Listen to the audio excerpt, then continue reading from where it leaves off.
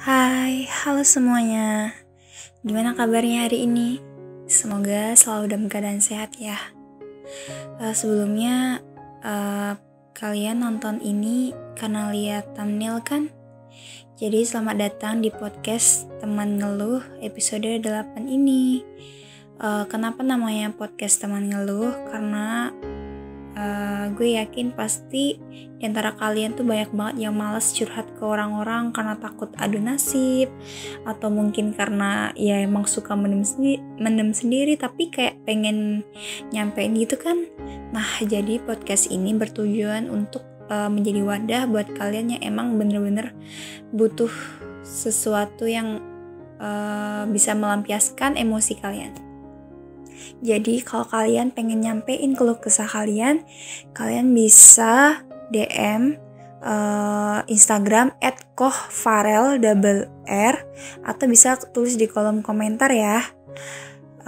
Baiklah, hari ini gue mau ngeluapin keluh kesah gue perihal percintaan. Oke, yang pertama gue mau cerita tentang mantan gue. Ya, gue ketemu sama mantan gue ini, inisial R. Sebut saja Mas R. Jadi gue ketemu sama R ini waktu gue duduk di bangku kelas 2 SMA. Gak perlu waktu yang lama sih, cuman butuh waktu seminggu langsung jadian. Ya gue gak mikir sih bakal langgeng. Gue kirain bakal seminggu itu udah putus, atau bahkan berapa hari udah putus. Ternyata enggak guys, gue bisa sampai 5 tahun 6 bulan sama dia. Gue bahagia kok punya dia waktu itu. Gue seneng bisa kenal dia. Gue seneng bisa ngejalanin semuanya sama dia. Susah senengnya itu banyak. Tapi semuanya berubah karena ulah dia sendiri.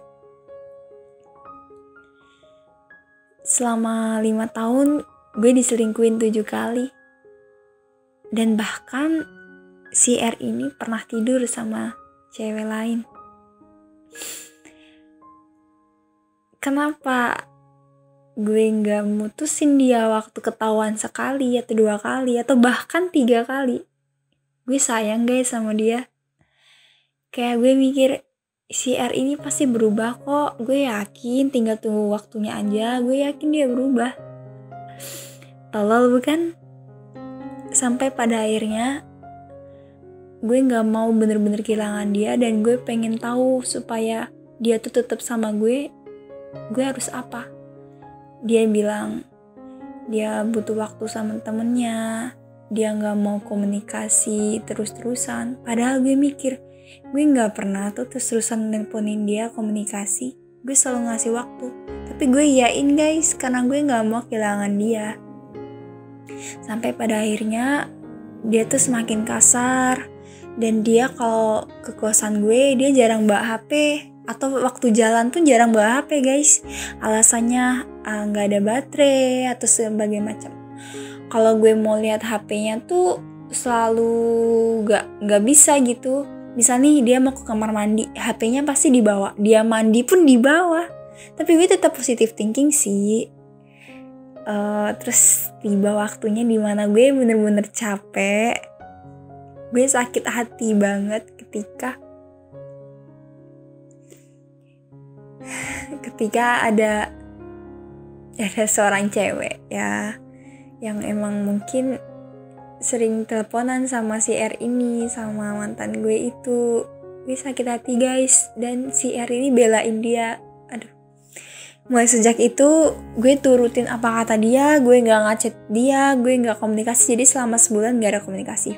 Sampai pada akhirnya dia gak balas chat gue selama 2 hari. Tapi dia bisa lihat Instagram pas gue minta putus dan gue marah-marah.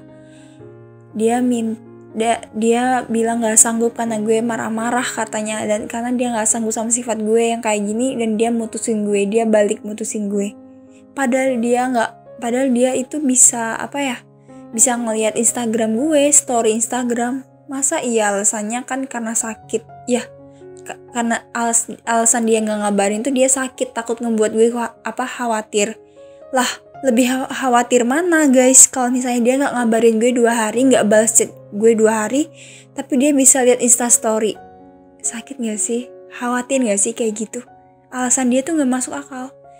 Sampai pada akhirnya gue bener-bener lepas dan gue bener-bener capek dengan hubungan toksik itu. Selama 5 tahun gue 7 kali diselingkuhin, dan itu pun gue bertahan itu karena niat gue pasti kayak ini pasti bisa berubah, tapi enggak, gue udah gak sanggup lagi guys. Gue udah hampir stres waktu itu, sampai kayak gue hampir kayak pengen bunuh diri gak sih? Bodoh banget gak? Dan setelah seminggu putus, tiba-tiba dia datang lagi ke kosan gue buat minta maaf. Dan dia ngira gue tuh bakal balik lagi, karena dia ngiranya gue itu ceweknya yang lama, yang kalau marah gitu bisa dibujuk kayak gitu. Tapi no, dia CR ini cuman bisa berubah tuh hanya sehari. Setelah itu dia akan berulang lagi. Oke, itu cerita mantan gue. Dan pada akhirnya gue gak ada kata yang namanya gagal move on. Gue ketemu sama cowok virtual. Jadi mantan gue ini RL, dan sekarang gue mencoba untuk pacaran dengan virtual. Secepat itu bukan? Gue bisa buka hati karena gak tahu, kayak cowok virtual ini sebut saja si B. Dia bisa ngambil hati gue, kayak dia nge-treat gue banget. Kayak tiba-tiba gue secepat itu sayang sama dia. Setelah hubungan gue bertahun-tahun. Yang saking muaknya kali ya. Gue gak tahu sih tanggapan kalian tentang gue cerita ini apa. Karena gue pengen cerita aja. Dengerin sampai habis ya guys. Jadi gue ketemu sama cowok ini. Virtual ya. Temen virtual. Dan bertahan cuma 2 bulan aja. Kalian tahu? Ternyata sama aja guys. Gue ditinggalin. Dia gak ada ngubungin gue berhari-hari, tapi dia bisa lihat snap. Dia nyenepin cewek lain. Dia nyenepin foto cewek lain. Untuk kedua kalinya, untuk kesekian kalinya, gue dikhianatin, kepercayaan gue pun diinjek-injek. Sampai pada akhirnya lagi gue deket sama temennya si B ini, inisial D. Bagi gue yang ini part paling menyedihkan sih. Gue gak sanggup sebenarnya cerita. Sebenarnya gue sama si D ini, orang terakhir ini, gak ada kata pacaran karena dia menjauhi itu. Agama dia bagus, dia kuat, tapi dia bilang katanya dia gak munafik kalau dia bisa suka juga sama wanita. Dia punya perasaan sama perempuan, tapi dia gak bisa ngejalanin semua itu dengan pacaran.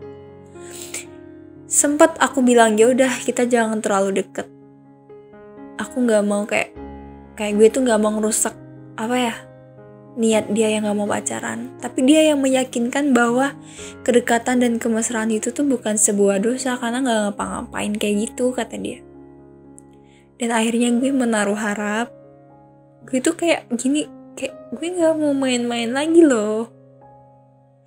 Gue sampai untuk kesekian kalinya gue buka hati dan gue menaruh harap dan gue bisa sayang lagi sama cowok dan si D ini. Dia baik banget guys, kayak dia nge-treat gue banget kayak yang gak pernah gue dapetin sebelum-sebelumnya. Padahal dia juga virtual.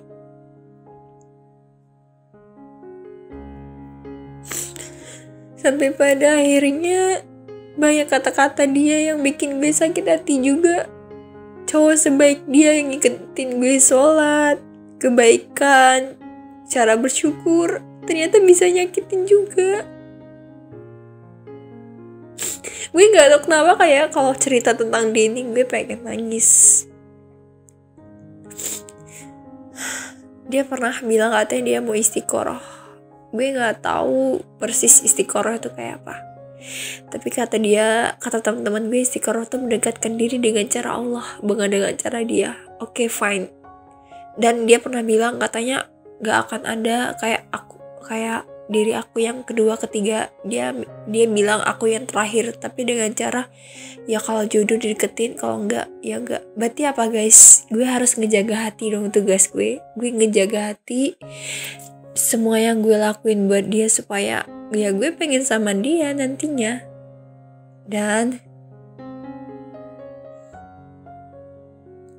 nggak disangka apa yang nggak mau gue harapin pun dia ketik lagi. Dia bilang, jangan berharap sama aku manusia biasa, aku banyak kurangnya. Kalau nanti bukan aku yang di depan atau di samping kamu, gak apa-apa ya. Kayak dia ngasih gue harapan guys, tapi dia jatuhin kayak gitu. Walaupun virtual, sakit banget.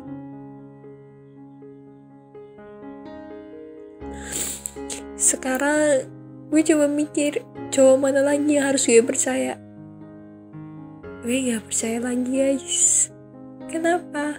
Yang tulus harus disia-siain. Kenapa? Sekarang gue jadi males buka WhatsApp orang-orang yang ngedeketin gue males. Karena gue takut banget. Setakut itu gue sama cowok sekarang.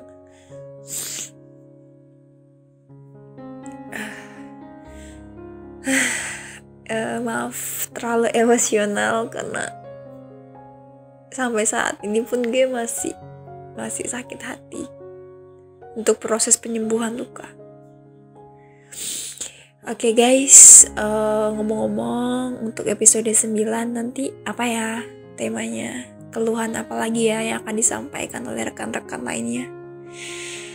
Baiklah, sepertinya ini yang terakhir ya. Pesan buat gue, buat kalian semua, jangan cepat menaruh harap ke seseorang, karena orang itu bisa datang dan pergi begitu saja tanpa permisi. Maaf terlalu panjang, dan terima kasih buat teman-teman yang udah mau ngedengerin keluh kesah gue. Gue cuma butuh pelukan dari kalian dan support dari kalian. Gue akan baca komen-komen kalian, dan gue bakal jadiin wallpaper di HP gue. Terima kasih semua. Yang jangan lupa ya, yang mau keluh kesah DM di Instagram lewat @kohfarel. Terima kasih semua. See you.